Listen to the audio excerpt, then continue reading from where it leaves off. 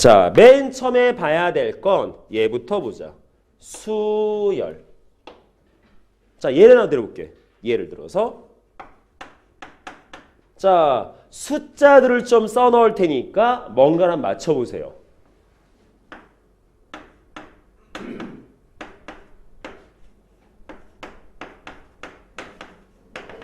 뭐가 들어갈까요? 13? 확실해? 확실해? 자, 네모에 들어갈 수는 13. 그치? 13이야. 왜? 1 플러스 3 왜 13이야? 30 증가하는 뭘 보고 할 수 있겠어? 앞에서부터 봤더니. 그치? 자, 얘가 13인 걸 알고 있다라면 너네들은 수열을 다 아는 거야. 이게 여기다 13 넣으면 되잖아. 이걸 알고 있다는 것은 앞으로 수열하는데 전혀 문제가 없다는 뜻이야. 이런 거 우리 초등학교 때부터 되게 많이 썼지. 하다못해 IQ 시험 테스트 같은 거 되게 많이 나와. 형태가. 그쵸? 자, 수열이 뭐냐? 말 그대로 한 점이다. 숫자를 나열해 놓은 거야. 숫자를 나열해 놓은 거야. 그게 수열이야. 근데 수학이다 보니까 그냥 아무 의미 없는 숫자를 나열하진 않겠죠. 그치? 자, 숫자의 날인데 어떤 숫자들의 날이냐? 규칙성을 갖는. 규칙이 있는 거야. 만약에 여기에 나열된 숫자에 대해서 규칙이 없다면 우리가 네모의 값을 갖다 파악할 수는 없겠지. 그런 건 우리가 수학에서 따지지 않습니다. 즉 규칙을 갖는 어떤 숫자들의 나열을 갖다가 수열이다라고 한다. 그러면 이제 우리가 이 25강부터 배우는 내용들은 뭐냐면 그 수열들의 종류를 좀 구분을 해서 왜? 여기에 붙는 규칙성도 뭔가 기준되는 규칙들이 있을 거 아니야. 자, 이런 규칙을 갖는 어떤 수열, 이런 규칙을 갖는 어떤 종류가 있을 거 아니야. 그쵸? 그런 규칙을 갖다가 종류를 좀 나눌 거야. 그래서 예전에는 기본적으로 우리가 고등학교 과정 배우는 규칙을 한 4종류에서 5종류를 배웠었는데 물론 그보다 더 많이 배우긴 했었지만 5, 6, 7, 한 8가지 배웠었어. 근데 지금은 딱 2가지 배워. 딱 2가지. 그래서 그런 규칙성에 대해서 한번 검토를 한번 해보고 그 규칙성에 맞게끔 우리가 뭔가 공식화 시킬 것들은 찾아보고 거기에 맞춰서 값을 만드는 작업들을 해볼 거야. 근데 우선은 저기 제목처럼 등차 수열이다라는 것부터 먼저 출발이 아니라 수열 자체에 대한 기본 용어라든가 기본 형태라든가 이걸 먼저 잡고 가도록 하겠습니다. 됐나요? 자, 그러면 얘부터 먼저 보자. 수열의 기본부터. 자, 지금 숫자들을 쭈르르륵 나열을 했지. 그지? 그랬을 때 이거 자체가 수열이야. 이거 자체가 수열. 이 자체가 수열인데 여기에 붙는 규칙성에 따라서 앞에 이름들이 붙는 거야.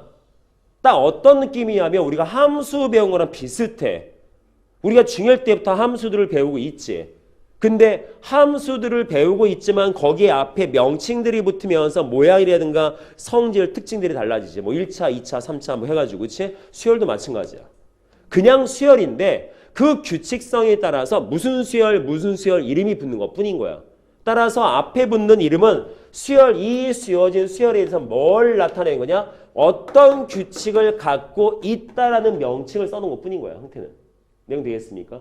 따라서 이 뜻을 알면 저게 어떤 수열이구나라는 것도 판단할 수가 있는데 이제는 크게 고민할 이유가 없어. 왜? 꼴랑 2개 배울 거거든. 딱 2가지밖에 안 배울 거다 보니까 난이도 되게 떨어져. 자, 그러면 수열의 기본 뭐다? 이 전체를 갖다가 그냥 수열이다라고 합니다. 그러면 여기에 있는 요 숫자 하나하나들. 자, 집합에서는 원소라는 내용을 붙였고 우리가 어떤 식들이 있으면 항이라는 이름 붙였지. 얘도 뭐라 부른다? 항이라고. 쟤를 항이라고 불러. 항. 그래서 저 항들을 갖다가 이렇게 숫자가 아니라 일반적인 내용으로 설명하다 보면 그냥 문자화 시켜서 설명적 형태를 쓸 수 있겠죠. 그래서 보통 항을 어떻게 쓴다? A1 첫 번째야. 2 두 번째야. 세 번째야. 네 번째야. 다섯 번째야. 이렇게 표현할 수 있어요. 저런 식으로. 될까?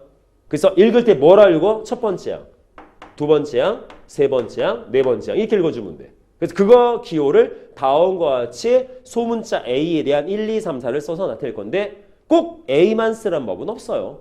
B 쓰셔도 되고 C 뭐 본인들이 뭐 원하는 거 아무거나 써도 돼. 그러면 얘가 수열인데 보통 우리가 여태까지 배웠던 개념을 보면 어떤 뭐 집합도 이름 붙이고 명제도 이름 붙이고 뭐 하다못해 함수들도 이름을 붙이잖아. 그러면 수열도 이름을 붙일 거야. 그래서 어떻게 붙일 거냐? 이것도 여기에 어떤 문자를 쓰냐에 따라서 이름을 붙일 건데 얘는 A라는 문자를 써서 나타내는 수열들이지. 그래서 주어진 수열의 이름을 요 A를 써서 나타낼 거거든. 근데 그건 좀 이따 볼 거고. 자, 이런 식으로 쭉 나열하다 보면 언젠가 n번째 항이라는 것이 존재할 수 있겠네. 되겠습니까? 자, 그러면 주어진 부분에서 요거 한번 따져보자. 자, 위에는 예제 가지고 볼 거야. 예제 가지고. 자, 첫 번째 항 1이고 두 번째 항 4고 세 번째 항 7이야. 그러면 n번째 항을 n이라는 문자를 써서 뭔가 공식처럼 갖다 쓸 수도 있을 거 아니야. 일반적인 개념으로. 이해되겠습니까? 자, 어떻게 쓸까요? 규칙이니까. 자, 두 번째 항을 만들려면 어떻게 만들어? 3 더하면 되지. 그리고 얘도 3 차이 나지. 그러면 이 세 번째 항을 만들려면 1에다가 3 두 개 더하면 되지. 네 번째 항 10을 만들려고 해도 1에다가 3 세 번 더하면 되지. 자, 규칙성이 있다고 했어. 두 번째 항을 만들려면 이 첫 번째 항 1에다가 3을 한 번 넣으면 되고 세 번째 항을 만들려면 3이라는 숫자 두 번 더하면 되고 네 번째 항은 3이라는 숫자 세 번 더하면 돼. 그쵸? 규칙이죠? 즉 3이라는 숫자를 이 첫 번째에다가 몇 개씩 더하면 되냐라는 건데 보시면 알겠지만 두 번째 항은 한 개, 세 번째 항 두 개, 네 번째 항 세 개, 다섯 번 이렇게 더할 거 아니야. 하나씩 요 숫자보다 하나씩 적게 더하겠지. 그러면 여기에 있는 요 n번째 항을 어떻게 써도 되겠어? 1 플러스 3을 몇 번 더하자? 요거보다 하나 적게. 라고 써도 되겠어? 이해되죠? 그래서 정리하면 뭐가 돼? 정리하면 쟤는 3의 마이너스 2라는 식이 나오지. 맞습니까? 그럴 때 요렇게 생긴, 이렇게 해서 만들어낸 요 식, 다시 말해서 AN, 얘를 주어진 수열의 일반항이다라고 해요.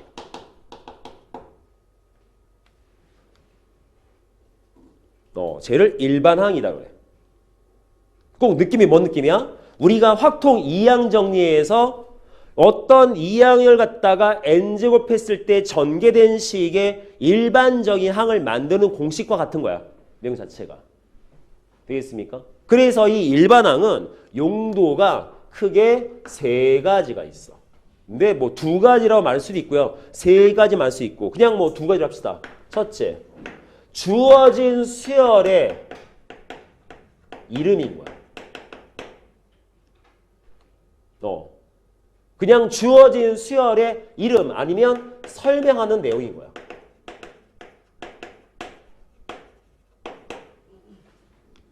두 번째, 어떤 용도로 갖다 쓸 수 있냐? 특정 항을 만들어낼 때.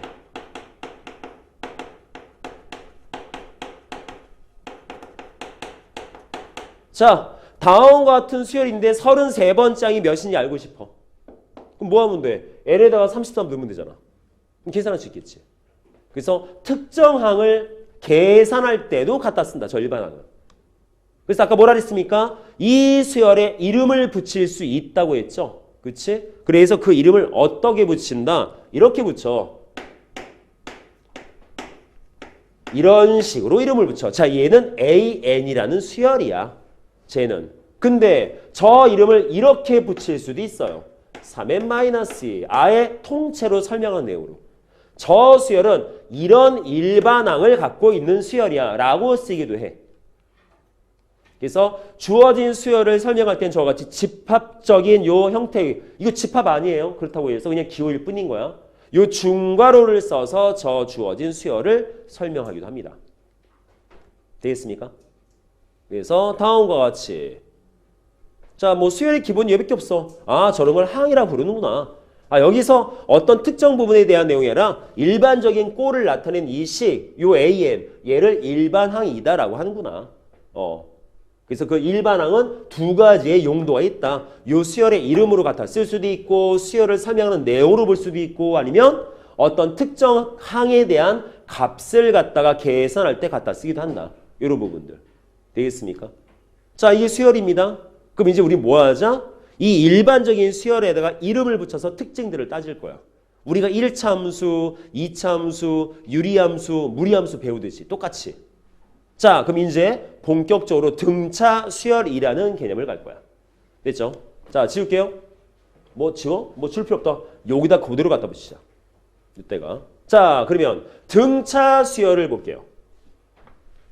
말 그대로 수열의 종류를 나타내는 단어야. 근데 이 수열에서 쓰이는 모든 용어들은 다 한자어야.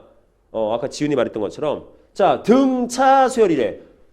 등자는 같을 등자야. 뭐가 같은 거야? 그럼 차는 뭘까? 그치. 차이값 말이야. 차이값. 무슨 차이값? 항과 항 사이의 차이값이 똑같은 거야. 몇 차이나? 3. 얘도 3. 얘도 3. 모든 항과 항 사이의 차이값이 전부 다 3차이 나는 수열인 거야. 이런 수열을 뭐라 불러? 등차 수열이다라고 불러. 차이값이 같은 수열. 돼요? 그래서 주어진 등차 수열이 자, 그러면 이 등차 수열이다라는 걸 우리가 문제를 풀 때 꼭 말로 다 설명할 것이냐. 자, 다음은 등차 수열입니다. 라고 나올 수도 있겠지만 어떤 특정 관계식을 땅 던져놓고 네가 판단해서 무슨 수열인지 확인해봐. 이러고 나올 때가 있어. 가끔 가다가. 자, 말 그대로 등차 수열이죠. 어떤 부분의 항이든지 간에 무조건 차이값이 몇 난다? 3 차이 난다. 그게 요거잖아. 따라서 그 내용을 뭐라고 쓰느냐. 주어진 걸 n 플러스 1번째 항과 n번째 항. 자, 뭔 말이겠어? 그냥 특정 어떤 정해진 항이 아니라 그냥 일반적으로 n 플러스 1번째와 n번째. 자, 이거는 뭐야? 딱 이어지는 바로 다음에 오는 항이죠. 예를 들어서 뭐 3과 4일 수도 있고 뭐 7과 8일 수도 있고 항과 항 사이 차이값인 거야. 이 값이 항상 일정한 거야. 돼요?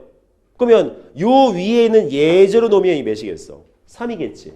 그렇지? 그랬을 때 자, 요 숫자 값. 얘를 뭐라 하냐? 전체적으로 공통인 차이 값이야. 그래서 얘를 공차다라고 불러.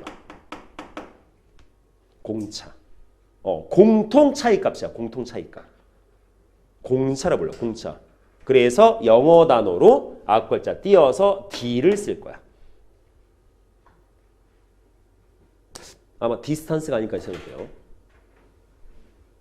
그래서 뭐야? A, n 플러스 1항과 n번째 항의 차이값은 항상 D 값으로 똑같은 거야. 자, 이게 뭐다? 얘가 등차 수열을 나타내는 일반항 아니에요. 관계식인 거야. 관계식. 될까? 그래서 얘를 어떻게 나타낸다? 이렇게 쓸 수도 있어. n 플러스 1번째 항은 자, 세 번째 항은 n번째 항에다가 공차를 더하면 만들어져 라고 쓰기도 해. 뭐 같은 식이지만 자, 둘 다 뭐다? 등차 수열을 설명하는 식이다. 따라서 문제에서 다음과 같은 관계식이 딱 던져지면 뭐 해야 돼? 해석해야 돼. 뭘까? n번째 항과 n 플러스 1번째 항 차이값이 항상 같다고 아, 등차 수열이구나 라고 판단할 수 있어야 돼. 되겠습니까? 그래서 얘는 일반항이 아니에요. 쟤는 관계식이야. 그래서 이런 관계식을 우리가 뭐라 부르냐면 요즘은 잘 안 쓰는 말일 텐데 점화식이다란 말을 써. 몰라도 돼. 저런 걸 점화식이다 그래. 그래서 점화식의 목적은 하나야. 해석해야 돼. 그래서 우리가 원하는 일반항을 만들 수 있게끔 할 거야. 되나요? 자, 저런 수열을 등차 수열이다라고 합니다. 자, 그러면 등차 수열이 뭔지 배웠으니까 이제 우리 뭐 하자? 자, 수열의 대부분의 문제는 어디가 초점에 맞춰져 있다? 항차자. 이게 초점이야. 제일 기본적으로 나올 수 있는 것은 자, 뻥 뚫어놓고 너 이거 찾아봐봐. 이게 가장 일반적인 문제야. 형태는. 그럼 얘를 찾으려면 뭐 해야 돼? 얘가 무슨 수열인지를 갖다가 해석해서 어떤 값이 들어갈 수 있을 거다 따져야 되는데 얘를 일일이 계산할 수는 없잖아. 그렇죠? 뭐 예를 들어서 뻥 뚫린 데가 123번째 항이야. 그 문제 계산할 거야. 그렇죠? 그럼 뭐가 있으면 편할까? 얘가 있으면 편하겠지. 그렇잖아. 얘가 있으면 편해요. 이해되겠습니까? 그래서 우리 뭘 만들 거다? 얘를 만들 거야.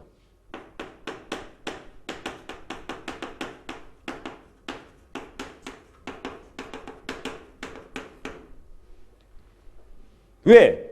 등차 수열의 일반항은 항상 다 똑같을 테니까. 규칙이 똑같아서. 따라서 저 수열이 등차 수열이다라고 딱 결정돼 버리면 일반항을 만들어서 얘만 갖고 쓰는 거지 이제.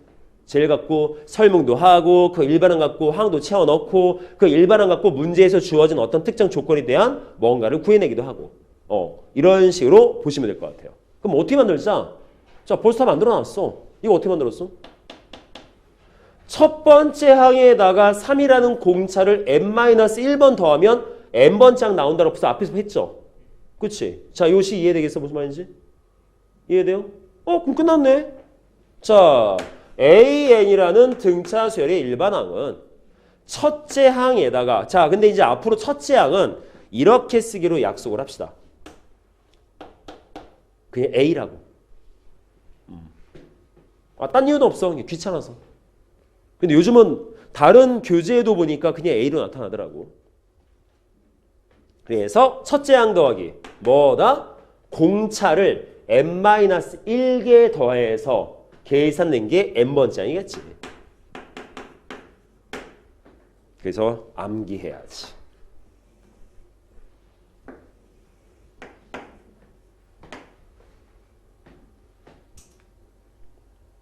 그래서 보면 나중에 이 수열에 관련된 문제를 풀다 보면 어떤 느낌이 드냐면 쌤, 꼭 함수랑 비슷해요. 이런 느낌이 들어. 함수랑 비슷해요. 첫 번째가 자, 함수식처럼 생각을 해. 그럼 여기에서 만약에 세 번째 항을 구하고 싶어. 이거 뭐 할까? n에다가 3 넣으면 돼. 꼭 이런 느낌이야. fx라는 함수식이 있었어. 자, f3 구해봐. 그럼 뭐야? x에 3 넣어. 똑같은 거야, 형태가. 이 함수에 대한 내용과 비슷해. 저것들의 이름도 우리가 배우는 함수 그냥 함수를 배워 거기다 이름을 치잖아. 1차 함수, 2차 함수, 뭐 지수 함수 이런 식이잖아. 그럼 수열도 마찬가지야. 어떤 수열들인데 특징에 따라서 등차 수열이 될 수도 있는 거고 어떤 특정 조건에 따라서 등비 수열도 될 수 있고 조화 수열, 뭐 계차 수열 이렇게 이름이 붙는 거야. 그러니까 함수를 배우는 느낌하고 조금 비슷합니다. 느낌 자체가. 그러면 여기서 우리가 봤을 때 함수에서는 이 식이 되게 중요했지. 이것에 따라서 해석을 하고 주어진 함수식에 따라서 그래프도 그리고 특징도 찾고 했었잖아. 얘도 마찬가지야. 주어진 일반항을 갖고 값도 찾고 주어진 일반항으로 특징도 찾고 다 할 거야. 그래서 우선 초반 때는 수열을 이해하고 수열을 계산하는 초반 때는 일반항을 얼마나 잘 만들어내고 일반항을 얼마나 잘 갖다 쓰는가에 따라서 수열을 잘하고 못하고요. 그래서 처음에는 일반항 자체에 대해서 비중을 높여서 많이 볼 텐데 어느 순간 숙달이 되면 이제 일반항을 버려버릴 거야. 이제 해석을 해서 좀 뭔가 직관적으로 푸는 것도 연습을 할 거야. 근데 그 전까지는 일반항을 만들고 갖다 쓰는데 초점을 맞춰서 최선을 다하셔야 될 것 같아요. 돼요? 꼭 함수처럼 보시면 돼요. 이해되겠습니까? 몇 번째 항을 구하고 싶어? n에다가 숫자 넣으면 돼. 그래서 n은 항상 뭘 말하는 거야? 몇 번째, 몇 번째, 몇 번째. 자, 0번째 항이라는 말은 없어. 마이너스 3번째라는 말도 없어. 따라서 n에는 뭐만 집어넣을 수 있다? 양수? 양수는 양이 실수인데? 자연수. 자연수밖에 안 들어간다. 내용돼요? 왜? 서수 형태의 숫자이기 때문에 몇 번째, 몇 번째, 몇 번째 자연수밖에 안 써. 그래서 연산도 편해. 이해될까? 자, 우리가 함수 배울 때 어떻게 배웠죠? 함수의 식은 어떻게 생겼습니까? 함수 그래프 어떻게 그리죠? 그 다음에 성질이나 특징 뭐 있죠? 이런 식이었지? 얘도 마찬가지야. 자, 등차 수열은 어떻게 생겼죠? 식이? 근데 이제 그래프는 그릴 게 없잖아. 그래서 그걸 뛰어넘고 그럼 등차 수열은 무슨 특징이 있지? 요걸 볼 거야. 형태를. 자, 식은 이렇게 생겼어. 어떻게 만들었다? 앞에서 얘에서 만든 것을 그대로 식으로 바꾼 것 뿐인 거야. 그래서 우리는 뭐 할 거야? 이제 나중에 여기다 숫자 넣어서 연산만 할 거야. 첫째 항 넣고 공차 넣고 몇 번째 항이나 숫자만 넣으면 그냥 계산이 돼. 됐죠? 자, 요게 등차 수열 되겠습니다. 자, 우선 첫 번째 이 정도 지울 거야. 아직 개념 덜 끝났어. 자, 지울게요. 지운다? 찍지? 자, 등차 수열이 뭔지까지 봤습니다. 자, 그러면 이 등차 수열 자체에 대해서 약간의 좀 특징들을 좀 잡아보자. 어떤 성질과 특징이 있는지.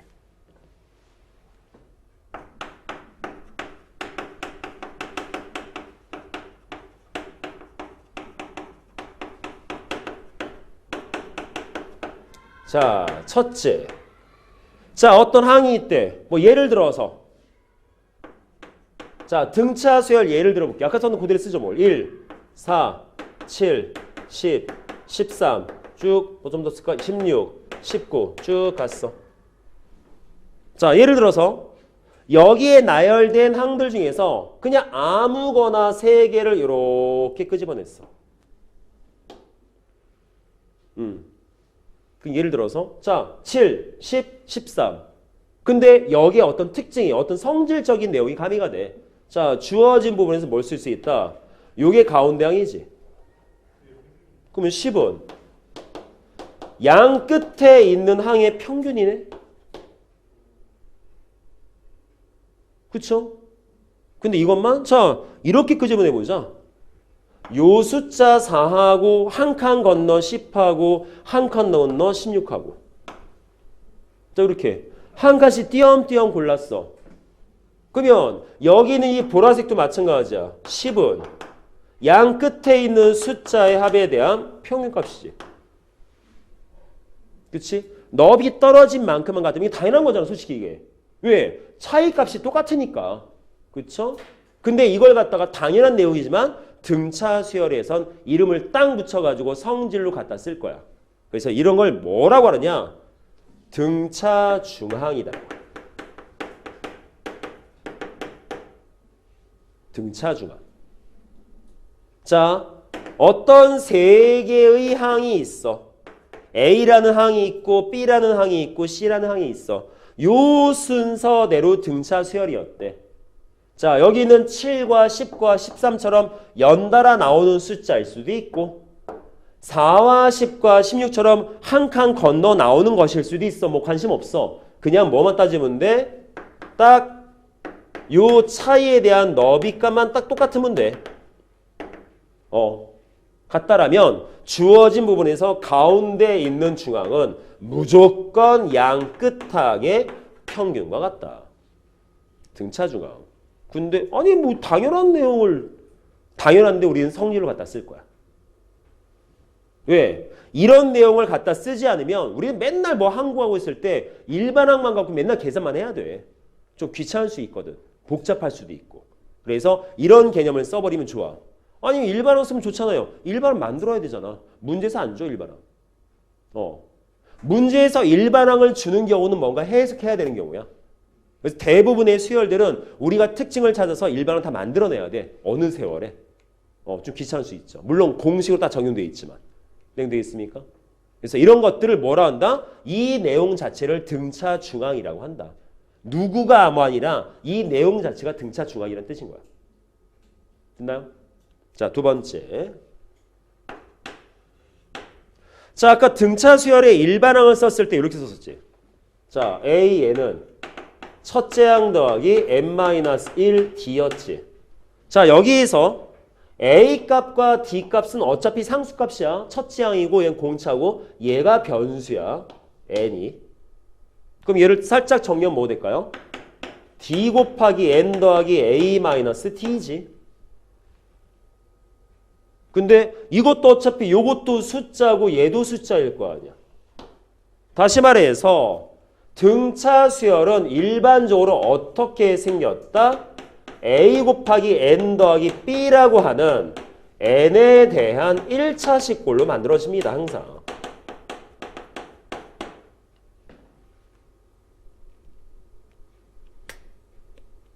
돼 있어요.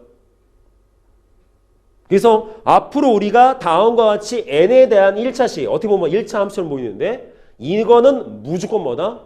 등차 수열이다.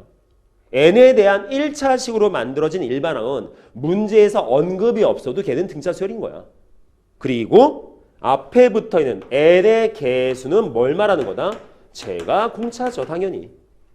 당연히 공차겠지. 내용 되어 있습니까? 그리고 첫째 항을 구하고 싶으면 n에다가 1을 넣어서 계산하시면 되죠. 그렇지? 그것도 당연하죠.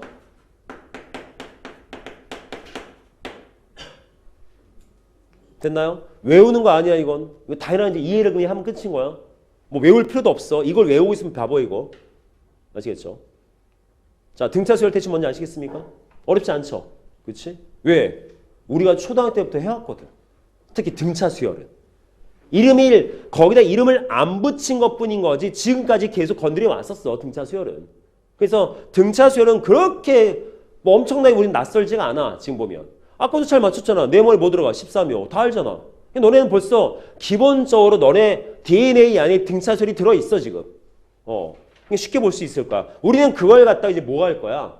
직관적으로 아니면 암암리에 찾던 건 이제 우리는 공식화 시켜서 식을 가지고 놀아볼까? 이렇게 생각하면 될 것 같아. 그리고 여태까지는 특정 부분의 값을 찾아봐 라고만 국한되어 있던 문제를 좀 확장시킨 뿐인 거야. 이게 어려운 부분은 아니야. 이게 어렵다고 느끼지 마. 너넨 잘할 수 있어. 알겠죠? 응? 네, 비슷하죠 벌써. 이거 x만 바꿔도 1차함수잖아 그냥. 그래서 아까 얘기했잖아. 수열은 함수랑 느낌이 비슷하다. 그래서 나중에 보면 이 수열에 대한 개념을 함수화 시켜서 푸는 경우도 있고 함수를 갖다가 수열화 시켜서 푸는 경우도 있어. 느낌이 비슷하니까. 그럼 뭐 그거는 별로 쉬운 방법은 아니지만 그래서 예전에 재작년인가 서울대관에 있었는데 걔가 꼭 수열을 함수로 풀었어. 수열을. 골 때리게. 아니 이 생각을 어떻게 했지 막. 어떻게 풀었니? 그랬더니 아니 이게 대충 보이지 않아요? 때려주고 싶었어. 딱 그 느낌이야. 너 홍시 맛이 어떻게 나는지 알았어? 아니 홍시 맛이 나길래 홍시가 들었다고 말한 것뿐인데 홍시가 왜 들었냐 말씀하시면 딱 이 느낌인 거지 그냥 형태가. 아니 그냥 눈에 보여서 이렇게 풀면 될 것 같아서 이렇게 풀었는데 저보고 이걸 어떻게 봤냐고 물어보시면 저는 설명을 못하죠? 뭐 이 느낌. 어우 걔는 진짜 그랬어. 아무튼 그렇게 될 필요 없잖아. 서울대 안 갈 거잖아. 서울대 갈 사람? 가지마. 재미없대 거기. 축제도 재미없고 재미 하나도 없대. 가지마. 재미있는 학교가. 아시겠죠? 오늘부터 정시 발표 날이구나. 우리 집 애들은 확인하고 있나 모르겠네. 자, 아무튼 자 됐죠? 자, 그러면 대충 등차 수열이 뭔지 봤으니까 이제 한번 문제가 뭐가 나올까? 예를 들어 한번 보도록 하죠. 자, 지울게요.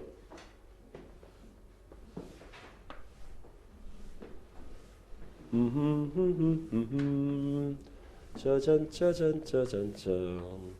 자, 수열은 진짜 처음에만 이해가 확실히 되면 뒤에 되게 쉬워져.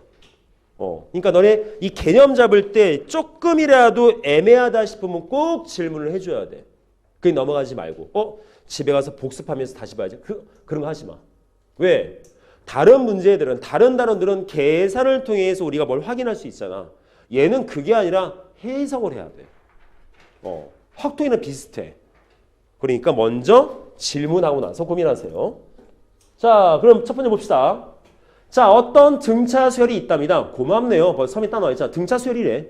우리가 해석할 일이 없어. 만약에 아무 말도 없었어. 그냥 수열이 있대. 그럼 해석을 해야 돼. 도대체 무슨 수열이지? 뭐 차이값이 다른가? 뭐가 다른가? 뭐 있나? 다 따져봐야 돼.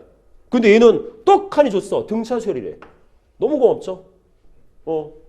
그럼 주어진 부분에서 마이너스 118은 몇 번째 항인지 구해라. 자, 우선 처음엔 뭐부터 연습 많이 하자? 일반항을 만들고 일반항을 갖다 쓰는 연습을 많이 하자.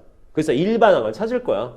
그러면 다시 말하지만 등차 수열의 일반항은 어떻게 생겼다? 첫째 항 더하기 n-1 곱하기 공차였어. 따라서 주어진 저 수열에서 뭘 찾자? 첫째 항과 공차만 찾으면 되지. 첫째 항 몇이야? 20. 그렇지. 공차 몇이야? 그렇지. 그죠? 30 작아지잖아. 쌤, 공차가 음수도 돼요? 다 돼요. 모든 실수 다 돼요. 상관없어요. 여기에 루트 나와도 돼요. 당연히 되죠. 그 숫자 아니야? 아까 뭐라서 수열이라 했잖아. 숫자의 나열. 숫자의 나열인 거야. 숫자의 나열. i가 나올 때도 있어. 허수가 나올 때도 있어. 잘 안 쓰지만. 왜? 허수도 어차피 숫자잖아. 이해되겠습니까? 모든 수의 나열. 그게 수열인 거야. 그러면 주어진 걸 정리하시면 뭐 돼요? 자, 일반항은 마이너스 3n 플러스 23이네. 근데 우리 뭐 찾자고? 이 값이 마이너스 118이 되는 n이 몇이냐고. 그럼 계산하면 되겠네. 되겠습니까? 자, 그럼 몇 되겠습니까? 주어진 거 3n 넘어가서 141인가요? 따라서 n은 3, 42, 37, 21. 몇 번째 항? 47번째 항. 이게 나올 수 있겠지.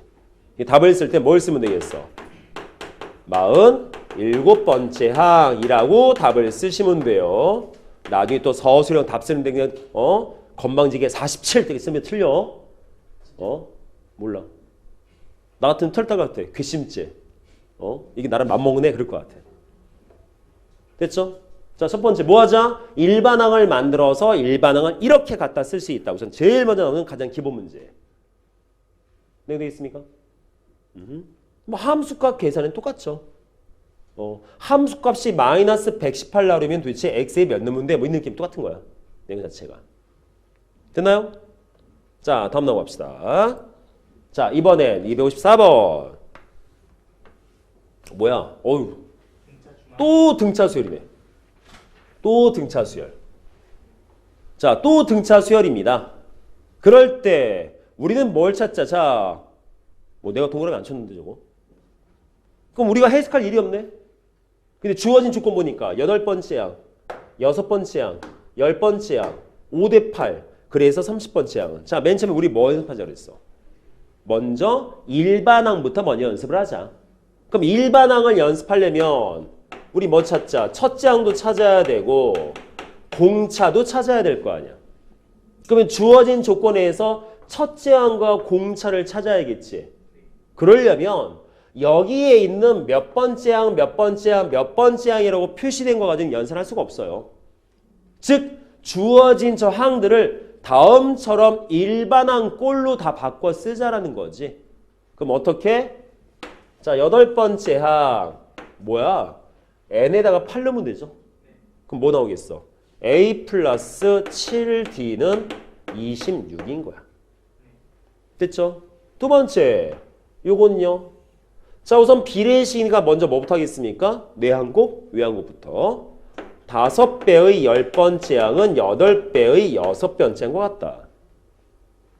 되나요? 근데 이것도 마찬가지. 우리가 알고 싶은 A하고 D를 구하기 위해서 얘네들도 일반항 꼴로 바꿔 쓰자. 10번째 항이니까 n에다 10 넣어야죠. 그래서 5배의 A 플러스 9D. 쟤는 8배의 A 플러스 5D. 되겠네? 그러면 정리 뭐 나오겠어? 5A 플러스 45D는 8A 플러스 40D 나오죠. A하고 D 사이 관계 나오겠네. 3A는 5D래. 될까? 그럼 우리 뭐야? 여기에 있는 요식과 여기에 있는 요식 두 개를 갖고, 자, 항상 특정 문자에 관련된 식 두 개 이상이 만들어지면 우리는 뭐 할 수 있다? 연립을 할 수 있죠. 따라서 두 개의 식을 연립적 개념으로 해석하면 A값, D값을 구할 수 있겠어, 없겠어? 있겠지? 그러면 일반항이 완성되겠지? 그러면 30번째 항은 당연히 n에다가 30 넣어서 계산하시면 되겠네요. 내용 되겠습니까? 홀?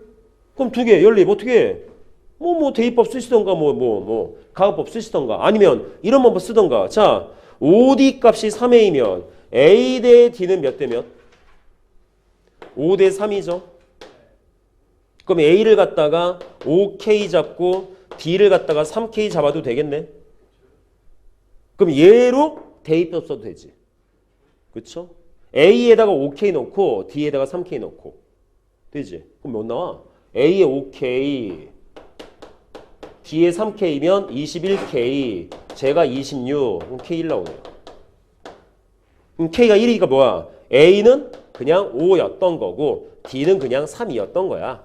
따라서 우리가 찾는 일반항은 5 플러스 n-1 곱하기 3이었던 거야. 되겠습니까? 5A 플러스 9D가 되게 A가 10이어서 A에 9D가 한 거예요. 이거 누구야? 아, 무슨 10과 6을 넣어서 n에다 넣어서 다 n값이니까 만든 거야 이렇게.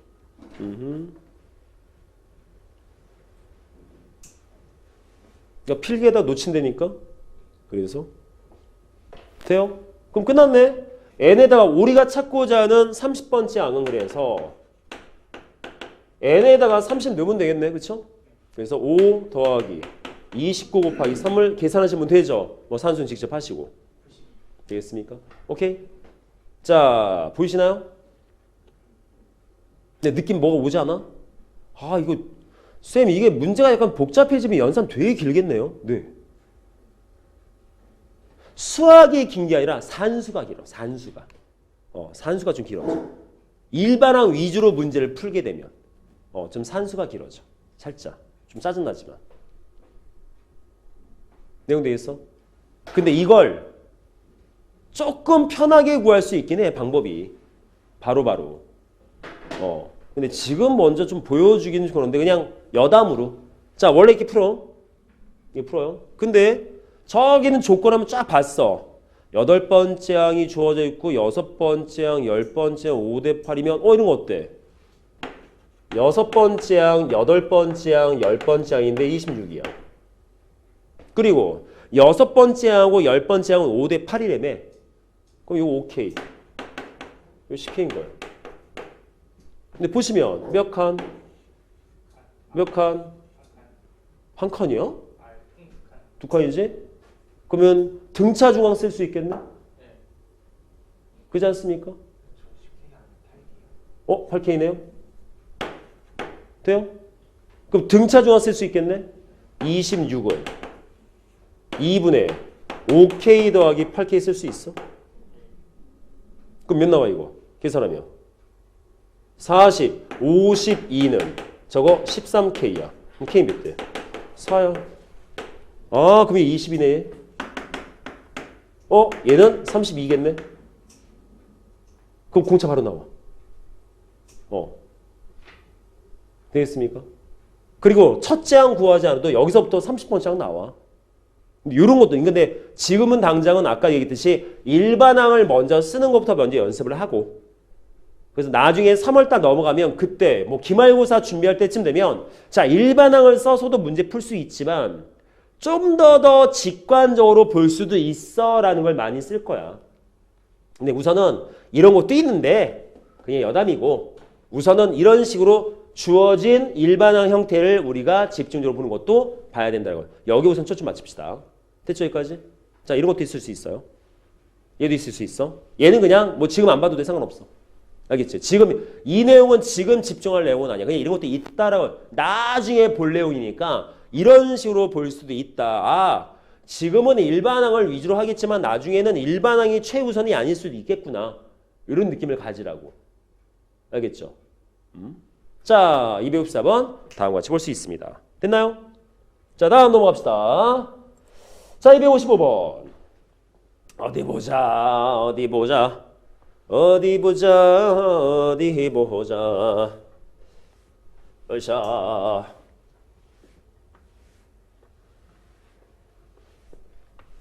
옛날 젊었을 때는 흥얼거리면 다 신곡이었었는데 나이가 드니까 그냥 저절로 그냥 약간 노래풍이 약간 흥얼풍이 약간 좀 뽕짝스러워져.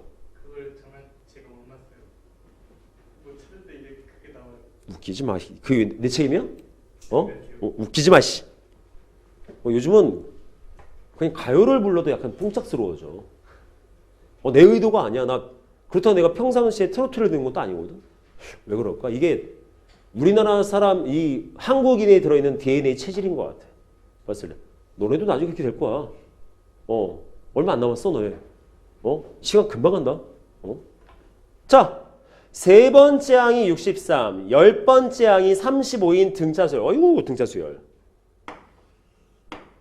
뭐야? 해석할 필요가 없다는 뜻이겠지? 그냥 갖다 쓰면 되겠지? 자, 세 번째 항 63. 열 번째 항 35야. 근데 봐봐. 값이 작아지네. 그래서 등차 수열은 딱 두 종류야. 값이 계속 커지는 수열. 반대로 값이 계속 작아지는 수열.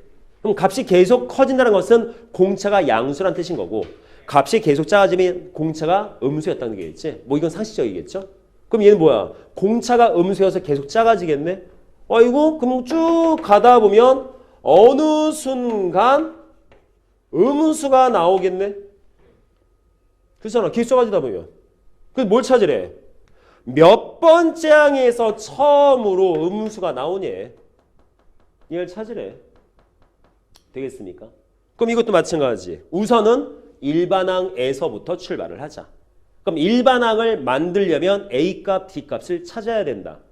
그러면 앞에 했던 254번 봤듯이 그 A라는 첫째 항과 D라는 공차를 찾으려면 항 두 개만 있으면 돼. 왜? 자, 세 번째 항 뭐 나와? A 플러스 2D 되죠? 열 번째 항 뭐겠습니까? A 플러스 9D. 전부 다 뭘 쓴 거야? 일반항 n에다가 3 넣고 10 넣어서 쓴 거야. 그럼 딱 봐도 뭐 나와? 연립하면 되겠네. 그죠? 빼면 없어질 거고요. 마이너스 7D는 몇 나올까요? 28 나오죠. 그럼 D는 몇 대? 마이너스 한 거야. 그럼 A도 구할 수 있죠. 자, 마이너스 4 나왔대. 4, 2, 8. 8 넘어가면 55? 아니지? 4, 2, 8. 71? 그럼 끝났잖아. 뭐 되겠어? 일반항은 71 더하기 n-1 마이너스 4였대. 즉 마이너스 4n 더하기 75인 거야. 됐죠? 여기가 돼요?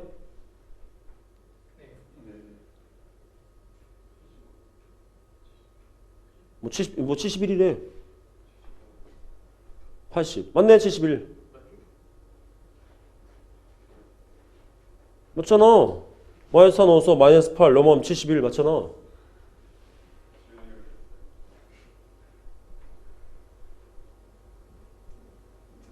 이게 나온 것 같아. 머리가 좋다고 산수를 잘하는 거 아니야. 이게 왜 75야? 네, 0번째 항이 있다고 해서 없다고 했어. 근데 그걸 왜 따지고 있어? 저거 봐. 근데 0번째 항 같은 거 생각하지도 말랬는데 왜 그걸 생각하고 있어? 0번째 항은 없어. 0번째 항이 어딨어? 없어, 그런 건. 알았어? 따지면 안 돼. 부탁한다. 미스터. 내가 가르친 것만 해. 알겠지? 왜?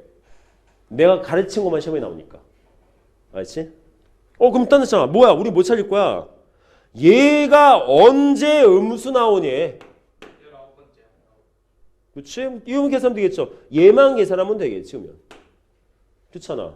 그래서 75, 4n, n 값은 4분의 75인데 항상 n은 뭐라 그랬어? 자연수. n 자연수. 따라서 몇 번째 항부터? 19번째 항부터 음수가 나오죠. 되나요? 근데 여기 아주 중요한 내용이 있어. 자, 아까 지금 이 등차 수열에 대한 걸 54번, 55번 두 문제가 좀 봤는데 여기 보면 등차 수열 우리 문제 풀다 보면 맨날 쓰는 연산이 있어. 일반항을 위주로 문제 풀다 보면. 맨날 연립해. 매번 연립. 항 두 개에서 조건식 만들어서 연립하면 일반항. 항상 이런 거야. 그래서 보통 일반적으로 다음과 같은 일반항을 써서 문제 풀겠다라고 결정져버리면 또 연립하겠구나. 그럼 연립하려면 항이 두 개는 있어야겠구나를 항상 생각해 주셔야 돼요. 그게 가장 일반적이고 가장 단순한 방법이야. 알겠죠?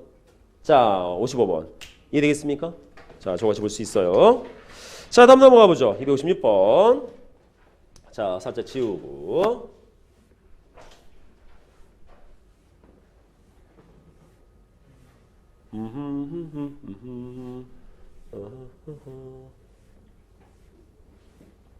지은아 연모제형 없는 거야? 네.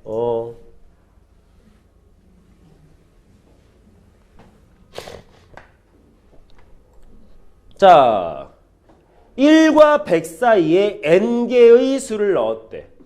요거 n개야. 그럼 전체 몇 개? 그치, n 플러스 2개겠지? 그래서 새로운 수열을 만들었대.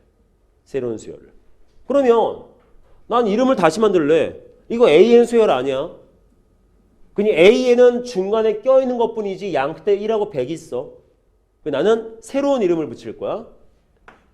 첫 번째 양, 두 번째 양, 세 번째 양, 네 번째 양, 다섯, 오이쉐트. 쭉쭉 나가겠죠? 그럼 쟤는, 자, 얘는 몇 번째? n 플러스 1번째, 얘는 n 플러스 2번째. 이렇게 되겠지. 즉, bn이라는 수열이 있는 거야. 새로운 수열을 만들었어. 근데 문제는 저 bn이라는 수열이 무슨 수열이래? 등차 수열돼야 된대. 제가 등차 수열돼야 돼. 됐나요? 그러면 딱 봤을 때, 자, 어떤 조건 나와? 우선 얘 보는 게 이거 있잖아. bn 수열의 첫 번째 양은 1이야. bn 수열의 n 플러스 2번째 양은 100이래. 됐나? 근데 우리 뭐 찾을 거야? 다음 중 이 수열의 공차가 될 수 있는 것은 첫 번째 양은 1이 나오고 n 플러스 2번째 100이 나오게 하는 공차로 합당한 것은 몇이냐? 이걸 찾으라는 뜻이죠. 이해돼요? 여기까지? 그러면 주어진 걸 참 따져봅시다. n이 몇 개인지 몰라요. 알 수가 없어. 그럼 이것도 아까 뭐라 그랬어? 우선은 뭔가 다른 방법이 직관적으로 보이기 전까지는 항상 우리는 일반항에 집중할 거야. 그럼 일반항을 만들 거야. 자, bn이라는 일반항 첫째 항 더하기 n-1 곱하기 몰라지. 근데 여기서 또 하나 주어진 요건은 요 100이라는 값인 거잖아. 그럼 얘를 쓴다면 뭐 되겠어? n 플러스 2번째 항을 만드시면 되겠네요. 요따 100 넣어서. 그치? 아, n 플러스 2 넣어서. 미안해. 그럼 뭐 나오겠어? 1 플러스 n 플러스 1 d인데 그게 몇 되는 거야? 이게 100 되는 거야. 되겠습니까? 그럼 다시 한번 정리면 뭐 돼? n 플러스 1 d는 99였겠지? 될까요? 그럼 여기에서 해석 방법은 여러 가지가 있습니다. 그래서 주어진 걸 갖다가 이렇게 볼 수도 있죠. 자, 쟤를 갖다가 첫째, 자, d는 n 플러스 1분의 99야 라고 해석해서 볼 수도 있고, 두 번째는 n 플러스 1은 d분의 99야 라고 놓고 볼 수도 있는데, 자, 보통 첫 번째로 해석해서 d를 찾을 수도 있고 두 번째 해석해서 d값 찾을 수도 있어. 그럼 어떻게 볼 수 있느냐? 자, 어차피 여기는 뭐만 들어가? 자연수만 들어가지. 여기에다가 자연수를 넣어서 d라는 값이 나오게 만드는 건데, 문제는 여기 있는 값들이 나올 수 있는 걸 만들어내는 거죠. 이해돼요? 그럼 좀 헷갈릴 수 있거든. 난 보통 요것도 쓸 수 있을 것 같아. 이게 뭐라고? 자연수야. 그럼 뒤에 뭘 넣을 수 있어? 99의 약수밖에 안 들어가. 약수? 아니지? 어차피 자연수가 약수가 아니라 뭘 넣어도 되죠. 자, 그래서 저 뒷값에다가 1, 2, 3, 4, 5, 6, 7, 8, 5, 뭐야? 1, 2, 3, 4, 5번을 넣어서 자연수 나오게 만든 걸 찾는 거야.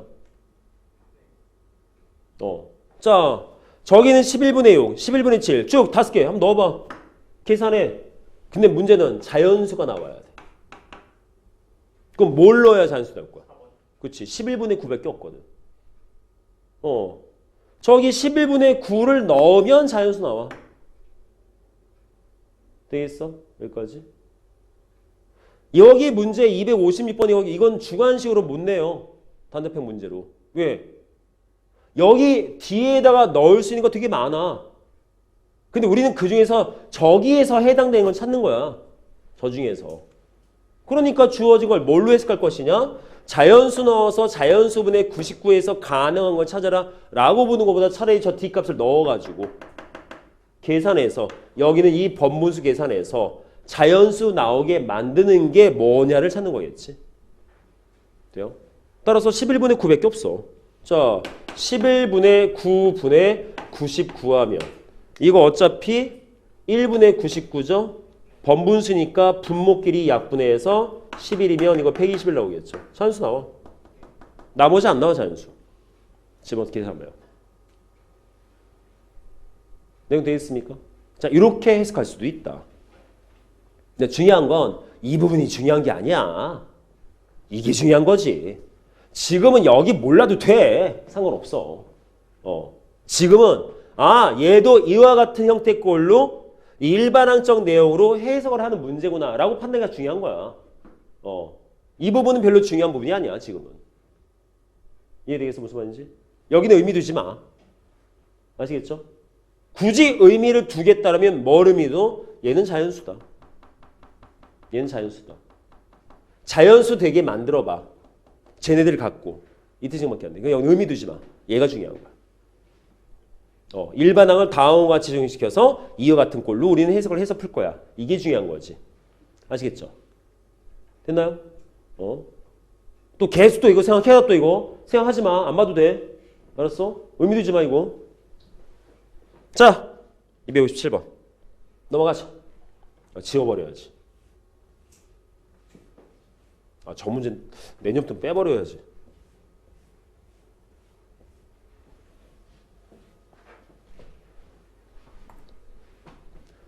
자, AN 수열이 있고 BN 수열이 있어. 고맙게도 둘 다 등차 수열이래.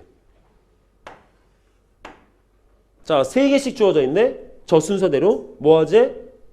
X값, Y값 구해서 더하래. 근데 딱 보자마자 뭐 있어? 등차 수열. 물론 공차 따지고 뭐다 해도 되겠지만 저와 같이 홀수계가 딱 주어져 있으면 우리 뭘 쓸 수 있다? 무조건 등차 중앙을 쓸 수 있다. 가운데 오는 항은 무조건 양 끝에 오는 항의 평균값과 같다. Y도 마찬가지 2분의 마이너스 1 플러스 5. 그래서 얘는 연습인 거야. 앞으로 홀수계 정도 나오면 짝수에 상관없어. 가운데 있는 항이라는 걸 알 수 있는 나열이면 우리는 등차 중앙을 막 써도 될 것이다. 그러면 특정 부분의 항을 찾기는 되게 편하거든. 일일이 또 저것도 무슨 뭐 일반항 찾아가지고 어느 세월에 솔직히 일반항을 만들어서 문제 푸는 게 그게 빠른 방법이 아니야. 그 산수 되게 길거든. 되게 오래 걸리는 방법이야. 나중에 너네가 기말고사 시험 볼 때 수열 부분에서 시간이 되게 많이 걸려.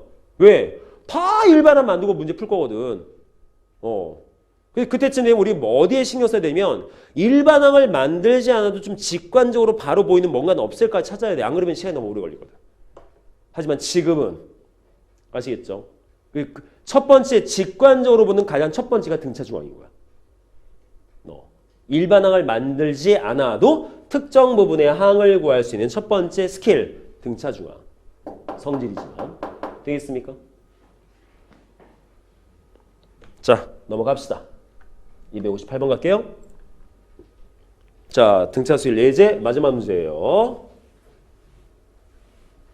자, 3차 방정식이 있습니다. 세실근이 세실근이 우선 조건부터. 자, x 세제곱 마이너스 6x제곱 더하기 kx 24는 0이야. 세실근 그러면 뭐 대충 뭐 쓰죠. 항상 우리가 하던 대로 알파 베타 감마였어. 근데 조건이 있어. 이 세실근이 등차 수열이래. 오호. 자, 보통 여기까지 딱 넣으면 우리 뭘 풀어? 풀이법 둘 중에 하나야. 첫째, 근을 대입해서 새로운 조건을 만드시던가 아니면 근과 계수의 관계를 쓰던가지. 그쵸? 근데 보시면 등차 수열이란 말 빼고는 아무것도 없어. 그럼 얘 갖고서 근과 계수의 관계를 만들어도 풀 거리가 없어. 이해돼요?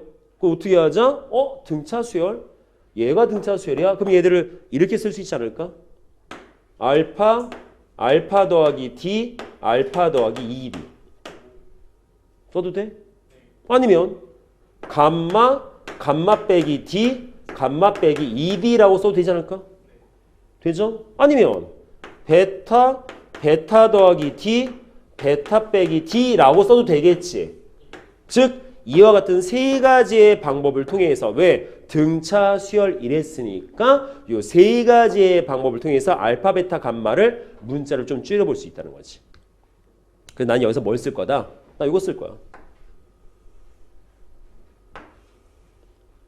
이게 중요하다가 아니라 이 문제에서는 얘 쓰려고. 왜? 근과 계수와의 관계 쓸 거라서. 자, 보통 다음처럼 방정식에 미지수 들어있는 상태에서 근도 모르는 문제면 이건 우리 작년에 주근창에서 했잖아. 뭐야? 근과 계수의 관계야 항상. 그러면 세근에 대한 근과 계수의 관계 뭐 있어? 세근의 합, 두근의 곱의 합, 세근의 곱이 있죠. 그럼 첫 번째 세근의 합 딱 좋잖아. D 없어지니까. 그래서 이거 쓸 거야. 그래서 문제마다 쓰임새가 좀 달라. 보통 얘를 많이 쓰긴 하지만. 그래서 근과 계수와의 관계를 쓰게 되면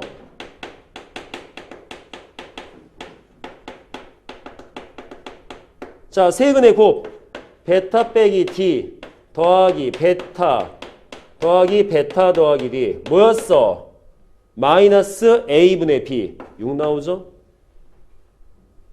두 번째 두근의 곱들의 합 베타 빼기 D 곱하기 베타 베타 곱하기 베타 더하기 D 베타 더하기 D 곱하기 베타 빼기 D 자 뭘까? 두근의 곱의 합 3차 방식의 근과 계수의 관계면 A분의 C니까 K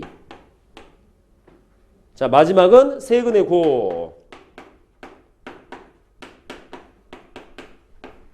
몇 남으니까? 마이너스 A분의 D니까 마이너스 24 자 요 세 개에서 우리가 K값을 구할 수 있게 만들면 되는데 우선 딱 보니까 벌써 없어져서 3베타가 6이면 결론적으로 베타는 다 2지. 그쵸? 그럼 다 2야. 요것도 2, 요거 2, 2야. 그럼 여기서 이거 몇 분 되네요? 2, 12. 그쵸? 그럼 뭐 나와? 주어진 거? 4-D제곱은 마이너스 10이니까 D제곱은 16이야. 따라서 D는 풀마 4 나오네. 쌤, 플러스 4 써요? 마이너스 4 써요? 뭐든 상관없어요. 왜? 그냥 등차 수열이라고 말했지 값이 커지는 등차 수열인지 값이 작아지는 건 상관없잖아. 어쨌든 등차 수열만 되면 될 거 아니야. 그러면 등차, 이 공차가 플러스 4 있으면 값이 커지는 등차 수열일 거고 마이너스 4면 값이 작아지는 등차 수열일 거야. 상관이 없어. 난 그냥 4 쓸 거야. 4.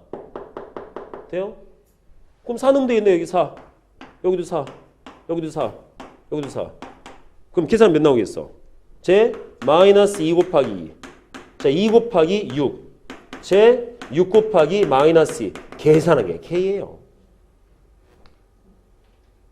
되겠습니까? 산수는 직접 하시는 걸로. 됐나요?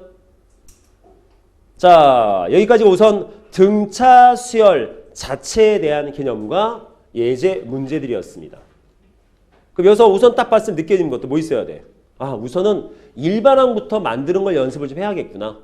근데 이 등차 수열에서 일반항을 만들려면 A값하고 D값만 찾으면 되니까 항 두 개만 어디선가 끄집어내면 되겠네. 항 두 개만.